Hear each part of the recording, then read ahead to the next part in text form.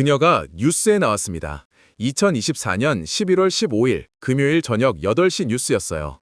SBS 8시 뉴스 중간에 나오는 환경특집 코너였는데 제목이 이랬습니다. 아파트 분리수거 무법지대, 주민들의 분노. 저는 퇴근하고 집에 와서 저녁을 먹으면서 TV를 켰는데 화면에 익숙한 장소가 나오더라고요. 우리 아파트 단지 쓰레기 집화장이었습니다. 모자이크 처리된 얼굴이 나왔는데 그 실루엣만 봐도 누군지 알 수 있었어요. 1203호, 그 여자였습니다. 6개월 전에 저한테 뭐라고 했는지 아세요? 분리수거 얘기했더니 대뜸 이러더라고요. 아저씨 진짜 이상하다. 쓰레기 가지고 왜 이렇게 예민해요? 정신과 한번 가보세요. 그 말을 들었을 때 저는 정말 할 말을 잃었습니다. 제가 이상한 사람이 된 거예요. 환경을 생각하고 공동체 규칙을 지키려고 하는 게 이상한 거라고요? 그날 밤 저는 잠을 못 잤습니다. 분해서요. 억울해서요. 하지만 그때는 몰랐어요. 6개월 뒤에 그녀가 전국 뉴스에 나올 줄은요. 200만 원 벌금을 맞을 줄은요. 그리고 500만 원짜리 폐기물 처리비를 물게 될 줄은요. 지금 그녀는 새벽 5시에 일어나서 분리수거를 합니다. 페트병 라벨 하나하나 뜯어내고 캔은 물로 헹궈서 말리고 종이류는 테이프 하나 안 붙은 상태로 묶어서 내놓아요. 그리고 저랑 눈도 안 마주칩니다. 복도에서 마주치면 고개를 푹 숙이고 지나가요. 제가 미쳤다고 했던 그 입으로요. 이 이야기를 처음부터 끝까지 해드릴게요. 분리수거 하나 제대로 안 했다가 인생이 어떻게 되는지, 그리고 조용히 참고 참다가 폭발한 평범한 직장인이 어떻게 시스템을 활용해서 정의를 실현했는지 듣고 나시면 아마 분리수거 다시 보실 거예요. 그리고 혹시 주변에 이런 사람 있으시면 제가 어떻게 했는지 참고하셔도 좋습니다. 이런 사이다 이야기 좋아하시면 지금 바로 구독 버튼 한번 눌러주시고요. 이제 본격적으로 시작해 볼게요. 저는 서울 강서구 마곡동에 있는 대단지 아파트에 살고 있습니다.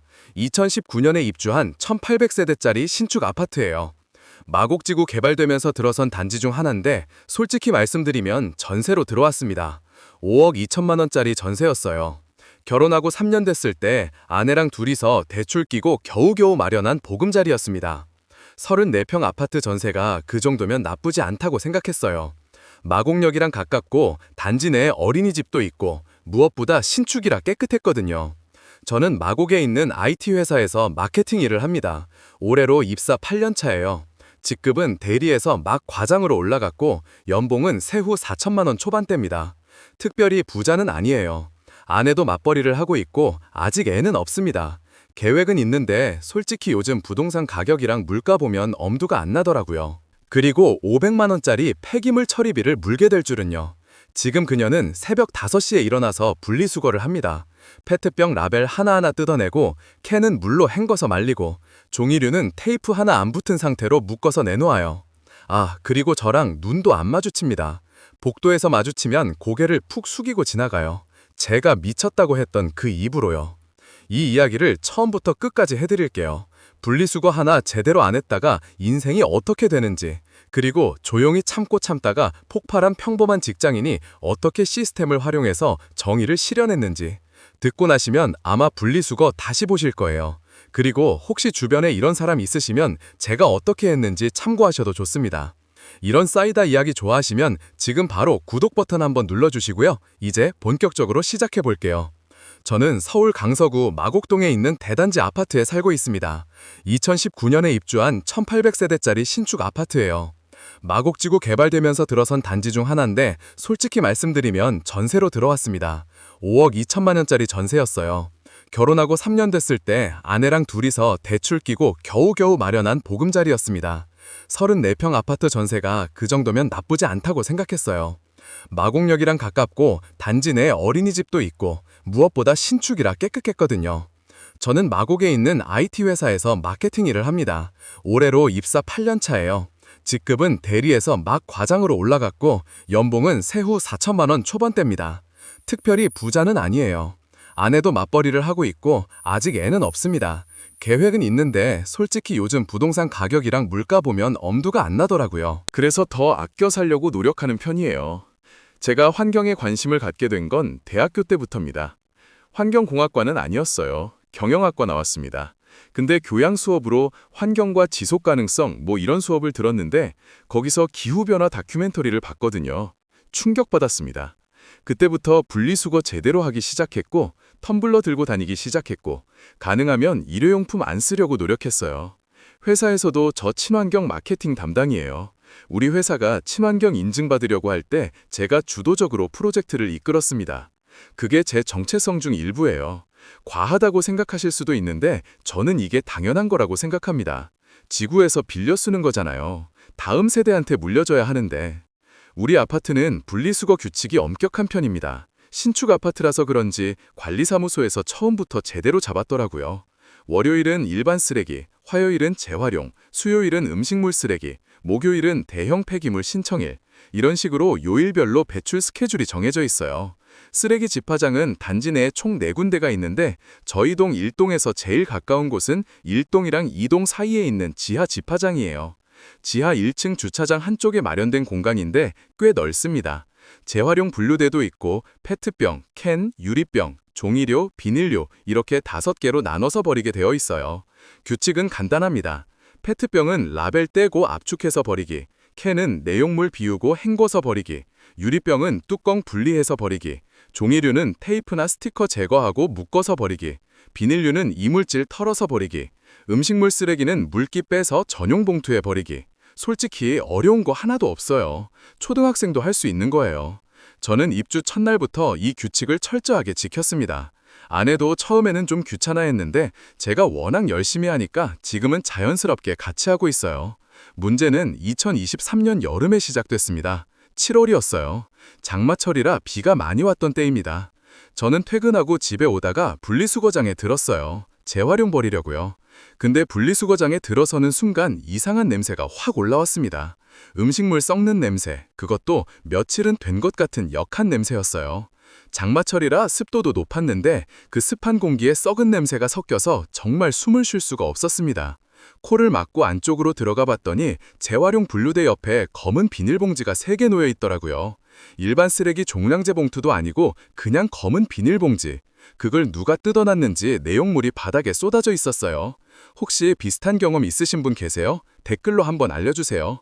봉지 안에 뭐가 있었냐면요. 라면 국물이 남은 용기, 치킨뼈가 들어있는 치킨 박스, 유통기한 지난 우유팩, 깨진 소주병, 음식물 찌꺼기가 묻은 비닐, 다 쓴 화장품 용기, 이게 전부 한 봉지에 섞여 있었습니다. 분리수거의 기본조차 안 지킨 거예요. 아니, 기본이 아니라 그냥 대놓고 무시한 거죠. 저는 그날 경비실에 들러서 말씀드렸어요. 분리수거장에 누가 쓰레기를 막 버렸는데 확인 좀 해주실 수 있을까요? 경비 아저씨가 CCTV 확인해보겠다고 했습니다. 다음날 경비 아저씨한테 연락이 왔어요. 1203호에서 버린 것 같다고요. 새벽 1시쯤에 한 여자가 와서 봉지 3개를 그냥 바닥에 놓고 갔다고 하더라고요. 1203호, 저희 집은 1502호예요. 같은 동인데 층이 다른 거죠. 1203호면 제가 엘리베이터에서 가끔 마주치는 분이었을 거예요. 그때까지는 얼굴은 알아도 이름은 몰랐습니다. 40대 초반으로 보이는 여자분이었어요. 항상 바빠 보였습니다. 짧은 머리에 정장 차림으로 아침 일찍 출근하는 모습을 몇 번 본 적 있어요. 혼자 사시는 것 같았어요. 남편이나 아이는 본 적이 없거든요. 저는 그때 한 번쯤은 실수할 수 있다고 생각했습니다. 바쁘니까, 피곤하니까 한 번 정도는 그럴 수 있다고요. 경비 아저씨도 관리사무소에 보고하겠다고 했고 저는 그걸로 끝인 줄 알았어요. 근데 아니었습니다. 일주일 뒤에 또 같은 일이 생겼어요. 이번에는 제가 직접 봤습니다. 토요일 저녁 11시쯤이었어요. 저는 아내랑 같이 재활용 버리러 내려갔는데 분리수거장 입구에서 누군가랑 마주쳤어요. 1203호, 그 여자였습니다. 손에 검은 비닐봉지를 2개 들고 있었어요. 저는 가볍게 인사했습니다. 안녕하세요. 분리수거하러 오셨어요? 그녀가 저를 보더니 그냥 고개만 살짝 끄덕이고는 안으로 들어갔어요. 저도 따라 들어갔는데 그녀가 그 검은 봉지를 어디에 버리나 봤거든요.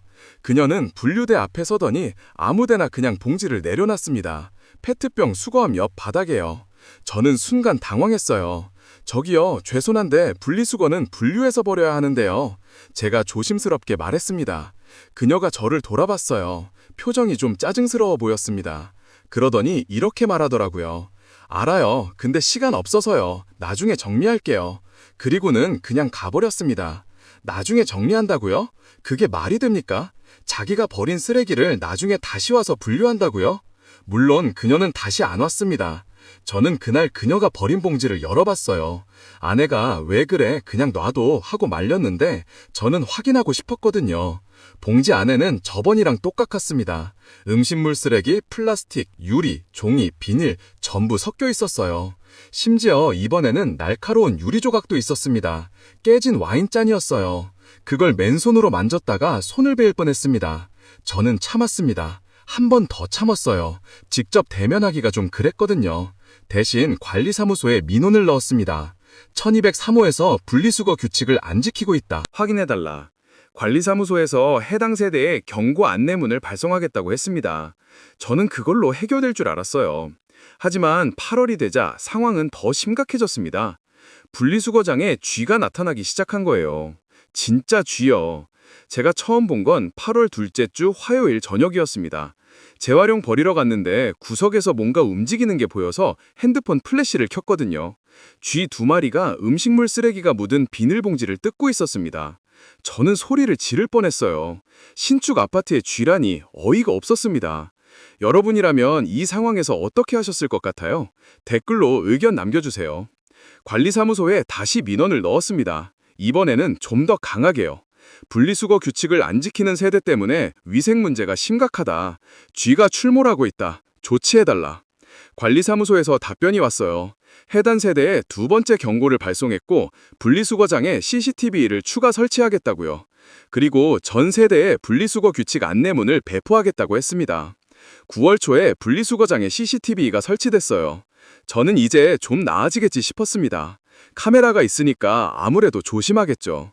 근데 그녀는 달랐습니다.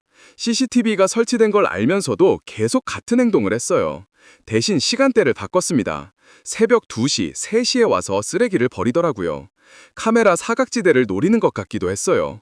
분류대 뒤쪽 구석에다가 봉지를 놓고 가는 거예요. 9월 한 달 동안 관리사무소에서 3번째, 4번째 경고를 발송했습니다. 그녀는 무시했어요. 완전히 무시했습니다. 경고문을 받아도 아무 반응이 없었어요. 관리비에 과태료를 부과한다고 했는데 그녀는 과태료를 그냥 냈습니다. 한 번에 5만 원씩, 2달치 10만 원을 그냥 내고 계속 같은 행동을 한 거예요. 돈으로 해결하면 되지 이런 마인드였던 것 같아요. 10월이 됐습니다. 문제가 더 커졌어요. 재활용 수거 업체에서 우리 아파트 재활용품 수거를 거부하기 시작한 거예요. 왜냐하면 분리가 안 돼 있으니까. 음식물이 묻은 플라스틱, 세척 안 된 캔 이런 것들이 너무 많아서 재활용 자체가 안 된다는 거죠. 수거 업체에서는 이런 상태면 일반 쓰레기로 처리해야 하는데 그런 비용이 훨씬 많이 든다고 했습니다. 결과적으로 뭐가 됐냐면요. 우리 아파트 전체 세대가 추가 폐기물 처리비를 내야 하는 상황이 된 거예요.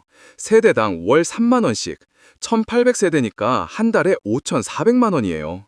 이게 전부 분리수거 안 지키는 몇몇 세대 때문에 발생한 비용이었습니다. 입주자 대표회의에서 난리가 났어요. 주민들이 분노했습니다. 저도 화가 났지만 다른 주민들은 더 화가 났어요. 왜 내가 남의 잘못 때문에 돈을 내야 하냐고요. 10월 말에 입주자 대표회의 긴급회의가 열렸습니다. 저도 참석했어요. 회의실에 50명 가까이 모였는데 분위기가 정말 험악했습니다. 동대표님들이 상황을 설명했어요. CCTV 영상을 분석한 결과 분리수거 규칙을 반복적으로 위반하는 세대가 특정됐다고요. 1203호, 507호, 2104호 세 세대가 주범이었습니다. 그 중에서도 1203호가 가장 심각했어요. 한 달에 20회 이상 위반 기록이 있었거든요. 회의에서 결정된 건 이랬습니다. 해당 세대에 최후 경고를 발송하고 그래도 개선이 없으면 관리비 연체와 동일하게 처리한다. 법적 조치를 검토한다. 그리고 환경부에 불법 폐기물 투기로 신고한다. 11월 첫째 주 저는 1203호 그 여자와 복도에서 마주쳤습니다. 엘리베이터에서 내리는데 딱 마주친 거예요. 저는 회피하려고 했는데 그녀가 먼저 말을 걸었습니다. 아저씨 1502호 맞죠? 갑자기 반말이었어요. 저도 당황해서 네 맞는데요 했더니 그녀가 이렇게 말하더라고요. 관리사무소에 계속 민원 넣는 거 아저씨죠? 제가 뭘 잘못했는데 그래요? 쓰레기 버리는 것도 자유잖아요. 저는 잠깐 말문이 막혔습니다. 그리고 최대한 차분하게 말했어요. 분리수거 규칙이 있잖아요. 그거 안 지키시면 다른 세대들한테 피해가 가거든요. 지금 재활용 수거 거부 때문에 추가 비용 나오고 있는 거 아시죠? 그녀가 콧웃음을 쳤습니다. 그리고 이렇게 말했어요. 아저씨, 진짜 이상하다. 쓰레기 가지고 왜 이렇게 예민해요? 정신과 한번 가보세요. 저는 그 순간 머리가 하얘졌습니다. 뭐라고 대답해야 할지 몰랐어요. 그녀는 그냥 가버렸습니다. 저는 한참을 복도에 서 있었어요. 손이 떨렸습니다. 분해서요. 듣기만 해도 화가 나시죠? 저도 아직 그때 생각하면 화가 납니다. 좋아요 한번 눌러주세요. 그날 밤 저는 아내한테 그 일을 얘기했습니다. 아내가 이렇게 말하더라고요. 그냥 무시해. 그런 사람이랑 부딪히면 우리만 손해야. 저도 그 말이 맞다고 생각했어요. 근데 마음이 안 풀렸습니다. 내가 왜 이상한 사람이 되어야 하지? 환경을 생각하고 규칙을 지키는 게 왜 이상한 거지? 11월 둘째 주에 결정적인 사건이 터졌습니다. 수요일 새벽 11시쯤이었어요. 저는 그날 야근하고 늦게 들어왔는데 주차장에 차를 대고 엘리베이터 타러 가다가 분리수거장 앞을 지나게 됐어요. 근데 분리수거장 문이 열려 있더라고요. 원래 자정 이후에는 문이 잠깁니다. 근데 누군가 문을 열어놓고 들어간 거예요. 저는 궁금해서 살짝 들여다봤습니다. 1203호 그 여자가 있었어요. 검은 비닐봉지 하나를 들고 분류대 뒤쪽으로 가더니 구석에 봉지를 놓고 있었습니다. 저는 그냥 지나가려다가 그 봉지에서 뭔가 굴러떨어지는 걸 봤어요. 동그란 은색 물체였습니다. 건전지였어요. 그것도 AA 건전지 한 움큼이. 그 순간 저는 알았습니다. 저건 일반 쓰레기가 아니다. 건전지는 유해 폐기물이에요. 지정된 수거함에 따로 버려야 합니다. 그걸 일반 쓰레기랑 섞어서 버리면 환경오염은 물론이고 법적으로도 문제가 됩니다. 저는 그녀가 나갈 때까지 기다렸다가 그녀가 버린 봉지를 열어봤습니다. 핸드폰 플래시를 켜고 내용물을 확인했어요. 건전지 10개 이상, 깨진 형광등 조각, 유통기한 지난 약들, 그것도 처방전 받아서 먹는 약 같은 것들이 잔뜩 있었어요. 그리고 구형 핸드폰 2대, 리튬 배터리가 들어있는, 이건 선을 넘은 거였습니다. 유해 폐기물 불법 투기, 폐기물 관리법 위반이에요. 단순히 아파트 규칙을 어긴 게 아니라 법을 어긴 거였습니다. 저는 그 자리에서 핸드폰으로 사진을 찍었습니다. 봉지 내용물, 바닥에 떨어진 건전지, 날짜와 시간이 나오게 스크린샷도 찍었어요. 그리고 집에 올라와서 결심했습니다. 더 이상 참지 않겠다. 시스템을 이용해서 제대로 대응하겠다. 제가 잘한 거 맞죠? 동의하시면 좋아요 부탁드려요. 저는 그날 밤부터 본격적인 증거 수집을 시작했습니다.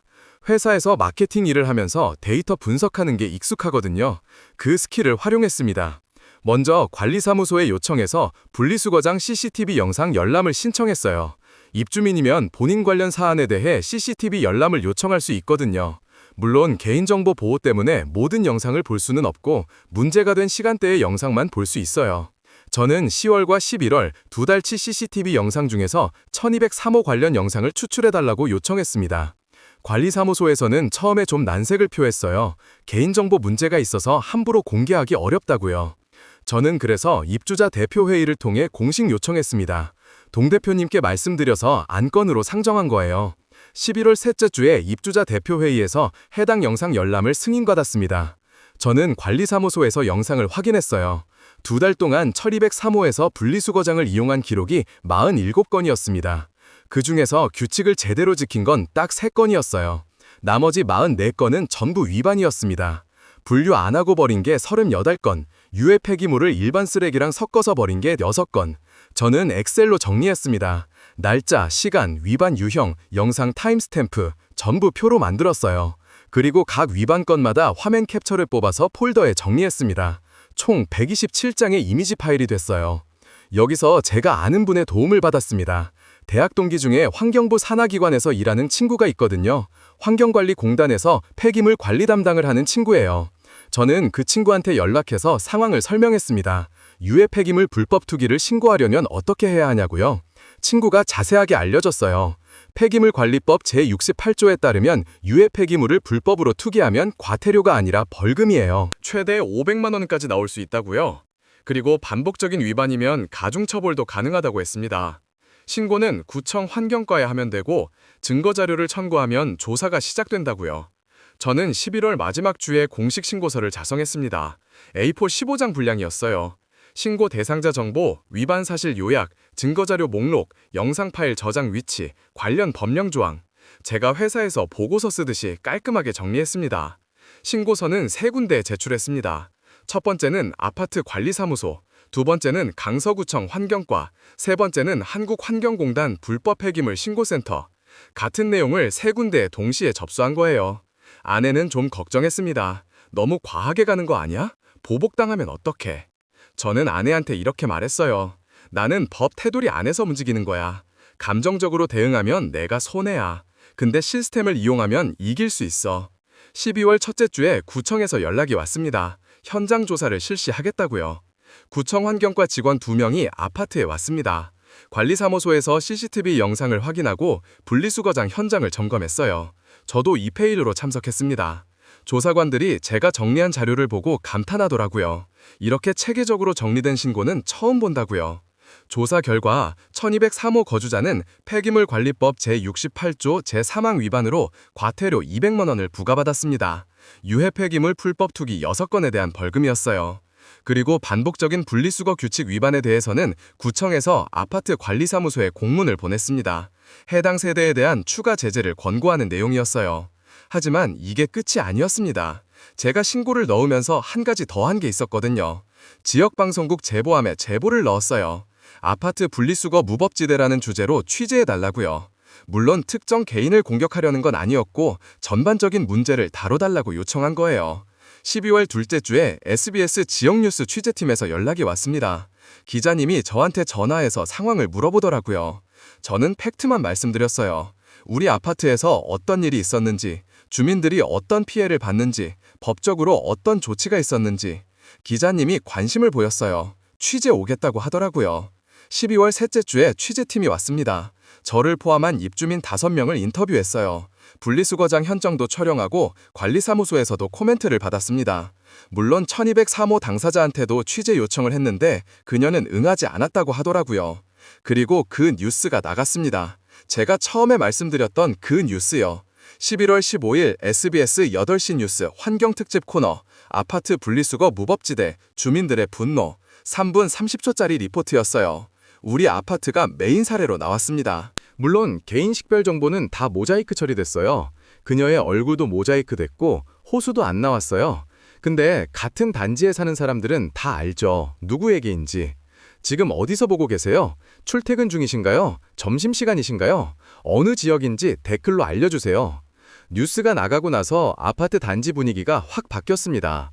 카카오톡 입주민 단톡방에 난리가 났어요. 뉴스 보셨어요? 그거 우리 아파트 아니에요? 진짜 부끄럽다. 누가 그런 거예요? 이런 메시지들이 쏟아졌습니다. 물론 저는 직접 누구라고 말하지 않았어요. 근데 이미 아는 사람들은 다 알고 있었죠. 입주자 대표회의에서 긴급 회의가 다시 소집됐습니다. 12월 넷째 주 크리스마스 직전이었어요. 회의 안건은 하나였습니다. 분리수거 규칙 위반 세대에 대한 추가 제재. 회의에 70명이 넘는 입주민이 참석했어요. 역대 최다 참석이었다고 하더라고요. 동 대표님이 상황을 설명했습니다. 구청에서 200만 원 벌금을 부과받은 세대가 있다. 해당 세대의 위반 행위로 인해 아파트 전체가 추가 폐기물 처리비를 부담해왔다. 2달 동안 발생한 추가 비용이 약 1억 800만 원이다. 이 비용의 일부를 해당 세대에 구상권 청구할 것인지 표결에 붙이겠다. 표결 결과 찬성 68표, 반대 2표였습니다. 압도적이었어요. 입주자 대표회의는 1203호에 500만 원의 비용 분담금을 청구하기로 결정했습니다. 추가 폐기물 처리비의 약 5%에 해당하는 금액이었어요. 원칙적으로는 더 청구할 수도 있었는데 법적 분쟁이 길어지면 양쪽 다 손해니까 적정선에서 합의한 거였습니다. 관리사무소에서 1203호에 공문을 발송했습니다. 내용은 이랬어요. 입주자 대표회의 결의에 따라 폐기물 처리비 분담금 500만 원을 청구합니다. 30일 이내에 납부하지 않으면 관리비 연체와 동일하게 처리하고 미납 시 법적 조치를 취하겠다고요. 1203호, 그 여자 반응이 어땠을까요? 처음에는 무시했습니다. 12월 내내 반응이 없었어요. 아마 뉴스 나가고 충격받아서 숨어 있었던 것 같아요. 근데 1월이 되자 그녀가 움직이기 시작했습니다. 1월 첫째 주에 관리사무소에 그녀한테서 내용 증명이 도착했어요. 내용인즉슨 비용 청구는 부당하다. 입주자 대표회의 결의는 절차상 하자가 있다. 법적 대응을 하겠다. 이런 내용이었습니다. 변호사를 선임한 것 같았어요. 입주자 대표회의에서도 법률 자문을 받았습니다. 아파트 자문 변호사님이 검토한 결과 우리 쪽에 절차상 문제가 없다고 했어요. 비용 청구에 법적 근거도 충분하다고요. 그래서 우리도 내용 증명을 보냈습니다. 청구 유지하고 미납 시 가압류 등 법적 조치를 취하겠다는 내용으로요. 여기서 재밌는 일이 벌어집니다. 1월 둘째 주에 부동산에서 관리사무소로 연락이 온 거예요. 1203호가 매물로 나왔다고요. 그 여자가 아파트를 팔고 이사하려고 한 거예요. 당연하죠. 이렇게 망신을 당했는데 어떻게 계속 살겠어요. 근데 문제가 있었습니다. 우리 아파트 관리규약에 따르면 관리비나 분담금 미납 세대는 매매 시 납부 확인서를 받아야 해요. 그리고 미납금이 있으면 공동주택 전산 시스템에 등록이 됩니다. 잠재적 매수자가 아파트 정보를 조회하면 미납 기록이 다 보이는 거예요. 1203호는 500만 원 분담금 미납 상태였습니다. 그래서 매매가 안 되는 거예요. 매수 희망자가 연락이 와도 미납금 있는 거 보고 다들 빠지는 거죠. 누가 미납금 있는 집을 사고 싶겠어요? 그녀가 결국 관리사무소를 찾아왔습니다. 1월 셋째 주였어요. 저는 그 자리에 없었지만 나중에 동 대표님한테 들었습니다. 그녀가 와서 분담금을 분할 납부할 수 없냐고 했대요. 관리사무소에서는 입주자 대표회의 결정이니 개별적으로 조율할 수 없다고 했고요. 그녀가 어떻게 했는지 아세요? 울었대요. 자기가 잘못한 거 안다고, 반성하고 있다고 한 번만 봐달라고요. 근데 동 대표님이 단호하게 말씀하셨대요. 지금까지 경고를 몇 번이나 드렸습니까? 그때는 왜 안 들으셨어요? 그때 반성하셨어야죠. 저는 그 얘기를 듣고 좀 복잡한 기분이 들었습니다. 물론 그녀가 잘못한 건 맞아요. 근데 우는 모습을 상상하니까 좀 그렇더라고요. 아내한테 얘기했더니 아내가 이렇게 말하더라고요. 그 사람이 너한테 정신과 가보라고 했을 때 생각해봐. 그때 그 사람이 너 기분 생각했을 것 같아? 인과응보야. 맞는 말이었습니다. 저는 감정을 정리했어요. 지금 힘든 이혼 문제로 고생하고 계신 분들 혼자가 아니에요. 2월이 됐습니다. 1203호 그 여자는 결국 500만 원 전액을 납부했습니다. 200만 원 벌금까지 합치면 총 700만 원을 낸 거예요. 그것도 현금 일시불로요. 아마 전세금에서 뺐거나 대출을 받았거나 그랬겠죠. 납부하고 나서 그녀는 바로 이사 절차를 진행했습니다. 2월 셋째 주에 매매 계약이 됐고 3월 초에 잔금 치르고 이사를 갔어요. 어디로 갔는지는 모릅니다. 아마 근처 다른 동네로 갔겠죠.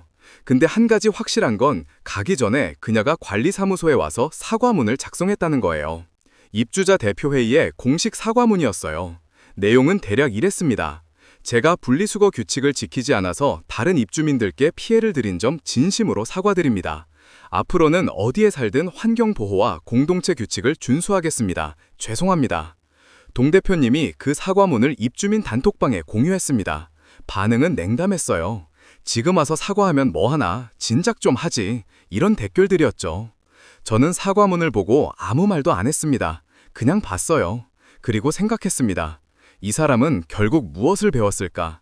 진짜로 반성한 걸까? 아니면 그냥 상황을 피하고 싶었던 걸까? 솔직히 잘 모르겠어요. 근데 어쨌든 결과는 나왔잖아요. 규칙을 어기면 대가를 치른다는 걸 보여준 거죠. 1203호 그 여자가 이사간 뒤로 우리 아파트 분리수거장 상황이 완전히 달라졌습니다. 뉴스 나가고 벌금 맞은 사람 있다는 소문이 퍼지니까 다들 조심하더라고요. 분리수거장에 가보면 분류가 깔끔하게 돼 있어요. 페트병 라벨 다 떼어져 있고 캔은 깨끗하게 헹궈져 있고 종이류는 테이프 하나 없이 정돈돼 있어요. 재활용 수거 업체에서도 칭찬을 했대요. 강서구에서 우리 아파트가 분리수거 모범단지로 선정될 수도 있다고요. 추가 폐기물 처리비도 없어졌고 관리비가 세대당 월 3만 원씩 줄었습니다. 1년이면 36만 원이에요. 작은 돈 아니잖아요. 저는 요즘도 분리수거를 철저히 합니다. 습관이 됐거든요. 페트병 라벨 뜯고 캔 헹구고 종이 정리하고 아내도 같이 해요. 이제는 귀찮다는 말 안 합니다. 오히려 저보다 더 꼼꼼히 하더라고요. 가끔 분리수거장에 가면 다른 주민들이 인사를 해요. 아, 1502호님이시죠? 그때 대단하셨어요. 이러면서요. 저는 그냥 당연한 일을 했을 뿐이에요. 하고 대답합니다. 근데 솔직히 좀 뿌듯합니다. 제가 포기하지 않고 끝까지 갔으니까 이런 결과가 나온 거잖아요. 이 일을 겪으면서 저는 몇 가지를 배웠습니다. 첫째, 감정적으로 대응하지 마세요. 저도 처음에는 화가 나서 직접 따지고 싶었어요.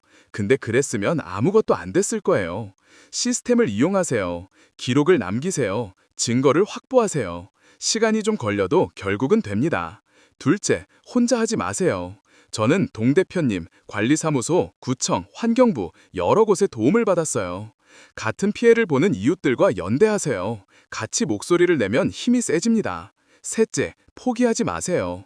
중간에 몇 번이나 그냥 포기할까 생각했어요. 귀찮으니까. 이 정도면 됐지 싶으니까. 근데 끝까지 갔더니 결과가 나왔습니다.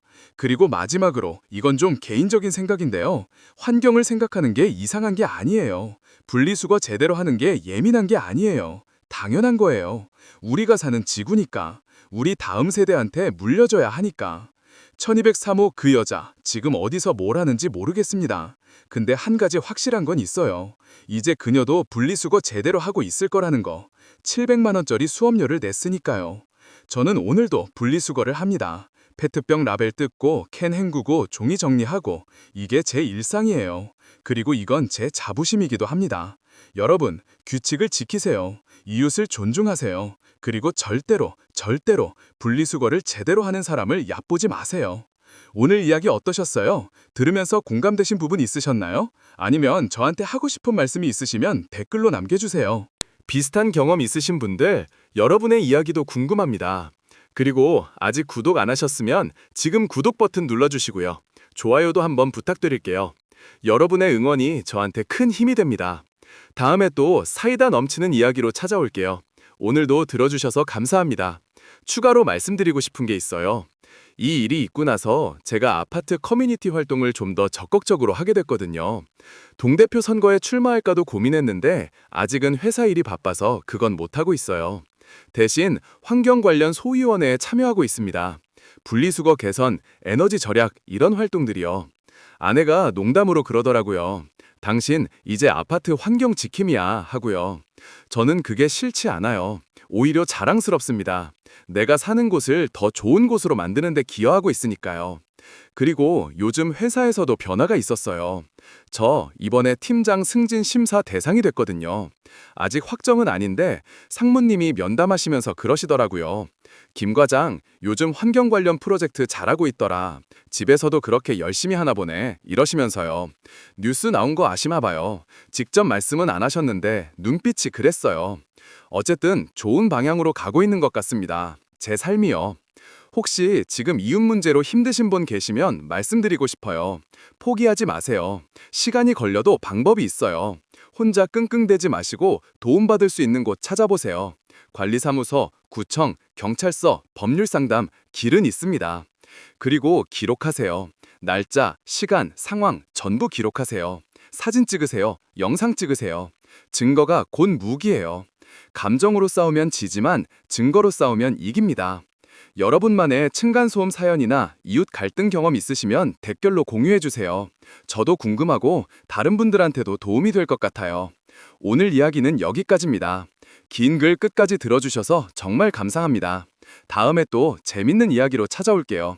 그때까지 건강하시고요. 분리수거 잘하시고요. 안녕히 계세요. 아, 한 가지 더요.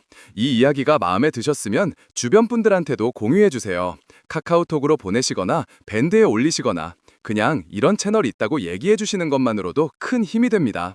진짜 이번엔 끝이에요. 다음에 봐요.